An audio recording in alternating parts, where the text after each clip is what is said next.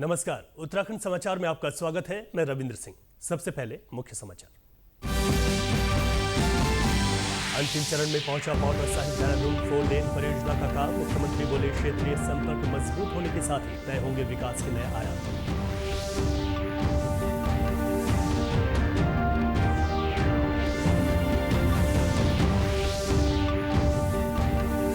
Cabinet मंत्री गणेश जोशी बोले मसूरी में पर्यटकों को मिलेंगी बेहतरीन सुविधाएं। मॉल रोड होगा वाहन फ्री जोन। पार्किंग समस्या और जाम से मिलेगी निजात।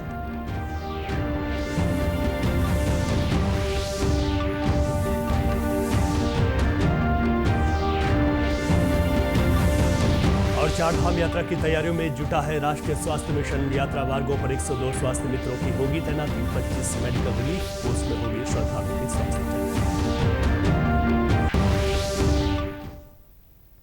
आप समाचार विस्तार से। पावटा साहिब देहरादून 4 लेन परियोजना अपने अंतिम चरण में पहुंच चुकी है। मुख्यमंत्री पुष्कर सिंह धामी ने सोशल मीडिया के जरिए ये जानकारी साझा करते हुए बताया कि प्रधानमंत्री नरेंद्र मोदी के नेतृत्व में डबल इंजन सरकार राज्य में बुनियादी ढांचे को प्रतिबद्धता के साथ विकसित कर रही है। इसी कड़ी में पावटा साहिब देहरादून 4 लेन परियोजना का निर्माण कार्य अपने अंतिम चरण में पहुंच चुका है। यह 4 लेन न केवल क्षेत्रीय संपर्क को सुदृढ़ करेगा बल्कि औद्योगिक विकास, पर्यटन और व्यापार को भी नया आयाम देगा, जिससे स्थानीय अर्थव्यवस्था को सीधा लाभ पहुंचेगा। गौरतलब है कि पावटा साहिब देहरादून 4 लेन के बन जाने से सेलाकुई और पावटा साहिब औद्योगिक क्षेत्रों को बड़ा लाभ मिलेगा। पावटा साहिब देहरादून 4 लेन हाईवे हिमाचल प्रदेश के पावटा साहिब से देहरादून में बल्लूपुर चौक तक बनाया जा रहा है। इस 4 लेन के बन जाने के बाद देहरादून और पावटा साहिब के बीच लगने वाले मौजूदा पौने 2 घंटे के बजाय सिर्फ 35 मिनट में सफर तय हो जाएगा। मसूरी में पर्यटन सीजन को ध्यान में रखते हुए कैबिनेट मंत्री गणेश जोशी ने पर्यटन सीजन को देखते हुए पार्किंग और यातायात संबंधी समस्याओं के समाधान के लिए जिला प्रशासन, नगर पालिका, होटल एसोसिएशन, व्यापार मंडल और होम स्टे के पदाधिकारियों के साथ बैठक की है। इस मौके पर कैबिनेट मंत्री गणेश जोशी ने अधिकारियों को निर्देश दिए कि मसूरी आने वाले पर्यटकों को बेहतर सुविधाएं उपलब्ध कराई जाए, पार्किंग की समस्या से निजात दिलाई जाए। उन्होंने कहा कि यातायात व्यवस्था को सुव्यवस्थित किया जाए। मंत्री गणेश जोशी ने मॉल रोड पर वाहनों को लेकर फ्री जोन घोषित करने के भी सख्त निर्देश दिए हैं। उन्होंने पुलिस को निर्देशित किया कि मसूरी में मॉल रोड पर सभी प्रकार के कमर्शियल वाहनों और रेंटल स्कूटी के प्रवेश पर प्रतिबंध लगाया जाए। सारी व्यवस्थाओं को लेकर आज एक बैठक हमने यहाँ पर की, जिसमें मसूरी की चेयरमैन मीरा जी, हमारे district magistrate, SSP, SP, EO nagar palika, SDM, सारे संबंधित अधिकारी और होटल एसोसिएशन और व्यापार मंडल से अन्य जो प्रभावित लोग थे वहाँ पर उपस्थित थे और बैठकर एक हल निकाला गया, क्योंकि वहाँ पर सबसे बड़ी दिक्कत पार्किंग की है। हमने 2-3 स्थान चिन्हित किए कि जहाँ पर पार्किंग की व्यवस्था की जाएगी।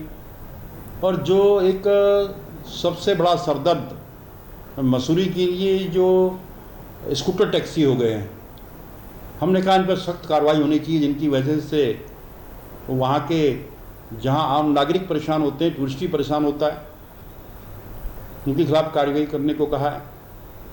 पर दूसरा, जो लोडिंग व्हीकल्स हैं, जो सामान उतारने का काम करते हैं, उनके लिए भी एक समय सीमा निर्धारित की है। और हमने कहा है कि माल रोड को बिल्कुल ट्रैफिक फ्री जोन होना चाहिए ताकि पैदल यात्री वहाँ पर घूम सके। प्रदेश में 30 अप्रैल से चारधाम यात्रा शुरू हो रही है। यात्रा को सुगम और सुरक्षित बनाने के लिए राष्ट्रीय स्वास्थ्य मिशन ने भी व्यापक तैयारियां की हैं। एनएचएम की मिशन निदेशक स्वाति सिंह भदौरिया ने कहा कि चारधाम यात्रा के लिए हमारे मेडिकल अधिकारियों की ट्रेनिंग चल रही है और इस बार हम चारों धामों में कुल 102 स्वास्थ्य मित्र तैनात कर रहे हैं। उन्होंने कहा कि इस बार हम 25 मेडिकल रिलीफ पोस्ट लगा रहे हैं, जिसमें हमारे स्वास्थ्य मित्र, फार्मासिस्ट और मेडिकल अधिकारियों को तैनात किया जाएगा, जो श्रद्धालुओं के स्वास्थ्य की जाँच करेंगे। इसमें जो हमारे मेडिकल ऑफिसर्स हैं उन सबकी ट्रेनिंग भी चल रही है अभी, और जो रेगुलर मेडिकल स्टाफ है हमारा, उसके अतिरिक्त स्वास्थ्य मित्र भी लगाए जाते हैं, जो 102 की संख्या में इस बार एनएचएम द्वारा लगाए जा रहे हैं। और हमारी जो मेडिकल रिलीफ पोस्ट हैं वो भी चारधाम रूट पे लगाई जाती हैं। तो 25 हमारी इस बार एमआरपीज भी लग रही हैं, जिसमें स्वास्थ्य मित्रों को और हमारे फार्मासिस्ट और मेडिकल ऑफिसर्स को पोस्ट किया जाएगा, जो कि हमारे आने वाले सभी श्रद्धालुओं की जाँच और स्क्रीनिंग का कार्य करेंगे। अगर आप भी दशकों पुरानी ऐसी चीज़ों का दीदार करना चाहते हैं जो टेक्नोलॉजी के बदलते युग में कहीं गुम हो गई हैं, तो देहरादून के आर्ट ऑफ गैलरी आपका इंतजार कर रही है। इस गैलरी में रेडियो और ग्रामोफोन से लेकर वो हर सामान आपको देखने को मिलेगा जिससे किस्से आप अपने बच्चों को शौक से सुनाते हैं। करीब 200 साल पुरानी इन तमाम चीज़ों को संजो कर रखा है क्रिएटिव आर्टिस्ट अमर सिंह धुंता ने। धुंता की माने तो आने वाली पीढ़ी को इन यादों से रूबरू कराने के लिए उन्होंने सालों पहले ये शुरुआत की थी और अब उनके पास नई पीढ़ी को दिखाने के लिए ऐसा बहुत कुछ है जिसे देखकर वो इस दौर को जी सकेंगे। तो उनका 1818 का मैप वो यहाँ पे मेरे पास है, दीवार घड़ियाँ, wall clock, table clock, projector, फिल्मों से संबंधित अन्य सब सामान, और आपका ये gramophone, record player, bioscope, Ramayan, करीब 115 साल पुरानी रामायण वो भी मेरे कलेक्शन में है। ऐसी अनगिनत चीज़ें हैं। कलेक्शन करने का जो मेरा मेन मकसद ये था कि वैसी चीज़ें जो हमारी धरोहर का रूप ले सकती थी, उनको नई चीज़ जब कोई आई उसके आने पे लोगों ने घर से बाहर फेंक दिया या किसी कबाड़ी का हाथों बेच दिया।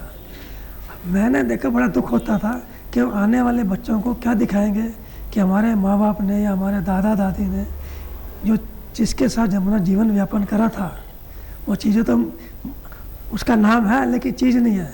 तो उस चीज़ का एक कलेक्शन करा जाए ताकि अपनी आने वाली जनरेशन को हम वो चीज़ें मतलब प्रत्यक्ष रूप से दिखा सकें। कैबिनेट मंत्री सौरभ बहुगुणा ने कहा कि प्रदेश सरकार का प्रयास है कि हर युवा हुनरमंद बने और उसे रोजगार या स्वरोजगार के बेहतर अवसर मिले। कौशल विकास मंत्री ने कौशल विकास विभाग की समीक्षा बैठक ली। बैठक में उन्होंने विभाग की वर्तमान योजनाओं और कार्यों की प्रगति की समीक्षा की। उन्होंने आगामी रणनीति और कार्य योजना पर विस्तार से चर्चा की है। वहीं उन्होंने मत्स्य विकास विभाग की समीक्षा बैठक में वर्ष 2024-25 के दौरान किए गए कार्यों की समीक्षा और वर्ष 2025-26 के लिए आगामी योजनाओं पर विस्तृत चर्चा भी की है। उन्होंने कहा कि प्राथमिकता ट्राउट मत्स्य पालन को मजबूत आधार देना, इसके तहत ट्राउट सप्लाई को लेकर आईटीबीपी के साथ अनुबंध जैसी पहल की है। उन्होंने गढ़वाल और कुमाऊं मंडल के एक मॉडल मत्स्य ग्राम विकसित करने के निर्देश दिए हैं ताकि पशुपालन, डेयरी और मत्स्य को एकीकृत करते हुए ग्रामीण अर्थव्यवस्था को और सशक्त किया जा सके। वेब समिट के कॉस्प्ले चैंपियनशिप में देश भर के उत्साही रचनाकार, कलाकार और प्रशंसक हिस्सा लेंगे। मुंबई में कॉस्प्लेयर्स के लिए wild life card show down आयोजित किया गया है और शॉर्टलिस्ट किए गए फाइनलिस्टों की घोषणा कर दी गई है। इस दौरान 50 से ज़्यादा वाइल्ड कार्ड प्रतिभागियों ने हिस्सा लिया, जिनमें से 30 कॉस्प्लेयर्स की उनकी असाधारण रचनात्मकता के लिए चुना गया। बता दें कि कॉस्प्ले चैंपियनशिप को भारत की प्रतिष्ठित और समावेशी प्रतियोगिताओं में गिना जाता है।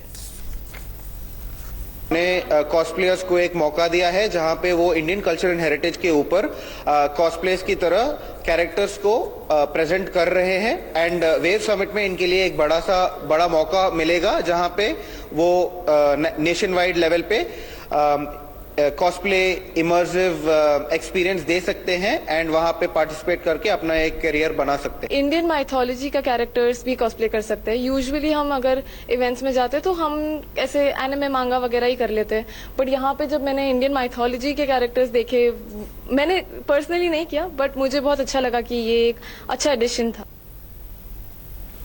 गर्भवती महिलाओं की मृत्यु दर को कम करने के लिए राष्ट्रीय स्वास्थ्य मिशन उच्च जोखिम गर्भावस्था यानी हाई रिस्क प्रेगनेंसी को चिन्हित करने पर काम कर रहा है। देहरादून के मुख्य चिकित्साधिकारी डॉक्टर मनोज कुमार शर्मा ने कहा कि हाई रिस्क प्रेगनेंसी की पहचान करने के लिए हमने सभी ब्लॉक अधिकारियों को निर्देश दिए हैं कि सभी एएनएम सेंटरों में ग्लूकोमीटर के साथ सभी जरूरी उपकरण और जाँच की व्यवस्थाएं रखें। साथ ही उन्होंने कहा कि हाई रिस्क प्रेगनेंसी के 10 मुख्य बिंदुओं को स्वास्थ्य केंद्रों में जनता को दिखाने के निर्देश दिए गए हैं, जिससे सही समय पर गर्भवती महिलाओं का चेकअप हो पाएगा। देखिए, मैटरनल मोर्टेलिटी को अगर हम कम करना है तो हाई रिस्क प्रेगनेंसी उनको आइडेंटिफाई करना एक बहुत बड़ा अहम उसमें पड़ाव है। तो कैसे हम समय से हाई रिस्क जो प्रेगनेंसी है उसको आइडेंटिफाई करें, उसके लिए हमने कहा कि जो एएनएम सेंटर है उस पर बीपी इंस्ट्रूमेंट होना चाहिए, सभी जगह वेइंग मशीन होनी चाहिए, उनका ग्लूकोमीटर होना चाहिए, चेक हीमोग्लोबिन भी सबको प्रोवाइड किए गए हैं। साथ में यूरिन की जाँच करने का जो एल्बुमिन जाँच करते हैं वो सब चीज़ें वहाँ पर होनी चाहिए। और जो 10 जो पॉइंट हैं जिसमें हाई रिस्क प्रेगनेंसी को डिफाइन करते हैं, 10 जो बिंदु हैं वो भी सबके यहाँ पे डिस्प्ले होने चाहिए, ताकि कई बार होता है कि आदमी की मेमोरी में चीज़ें नहीं रहती है, तो वो डिस्प्ले रहेंगी तो लगातार उनको याद रहेंगी चीज़ें।